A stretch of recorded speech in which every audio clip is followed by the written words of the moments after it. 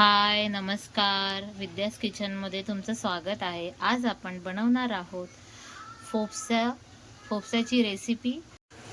आता आपण फोपस्याची रेसिपीला सुरुवात करूया. फोपसा चांगला धुवून घेतला आहे. एक कुकर घेतला आहे. कुकरमध्ये फोपसा टाकला आहे. थोडं दही, मीठ, हळद, मसाला, गरम मसाला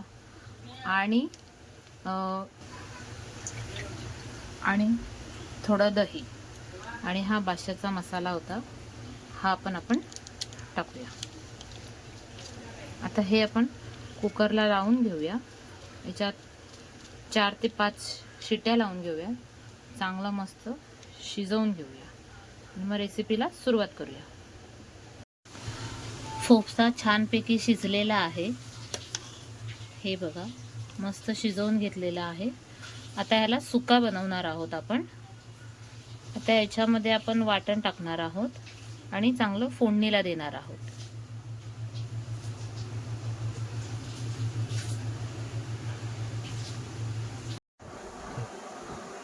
फोपशासाठी लागणारा मसाला: 2 वाटी खोबरं, कोथिंबीर, आलं, लसूण, कोथिंबीर, मिरची आणि टोमॅटो हे सर्व भाजून घेतलेले आहे.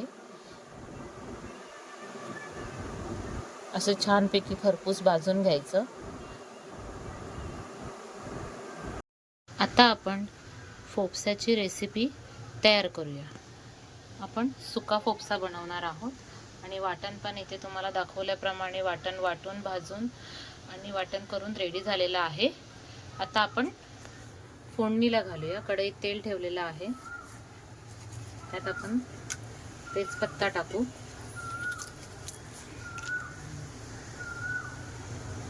चांगलं तेल तापलेलं आहे. आता आपण वाटण टाकून घेऊया. फोपसा आपण सुका बनवणार आहोत.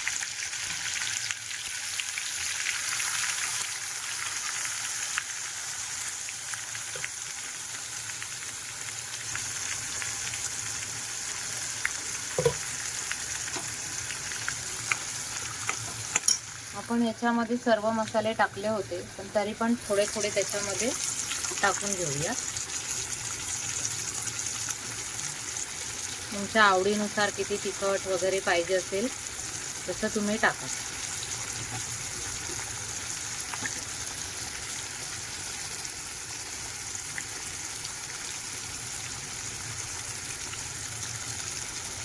आता छानपैकी वरती तेल येईपर्यंत चांगलं खरपूस भाजून घेऊया. तर तेल सुटलं पाहिजे पूर्ण. चांगलं व्यवस्थित भाजून घेऊया.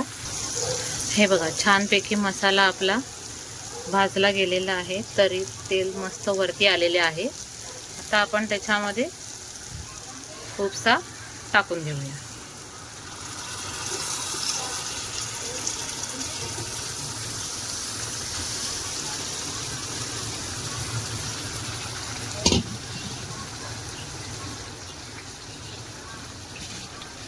आता व्यवस्थित मिक्स करून घेऊया.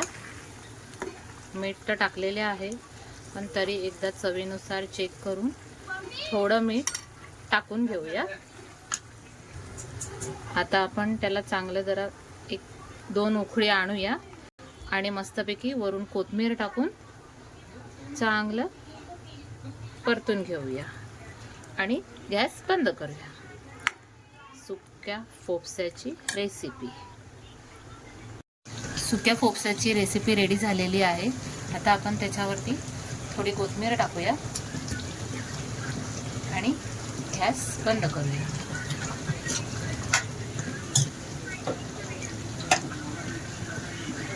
चला तर मग ही बघा, आपली सुका फोपस्याची रेसिपी रेडी झाली आहे. अशी मस्त चांगली तर्री पण आलेली आहे त्याला. आता आम्ही तरी भातासोबतच खाणार आहोत. तुम्हाला कशासोबत आवडत असेल तुम्ही त्याच्यासोबत खाऊ शकता. याच्यासोबत भाकरी, भात, चपाती काही खाऊ शकता. पावासोबत पण छान लागेल. या मग खायला.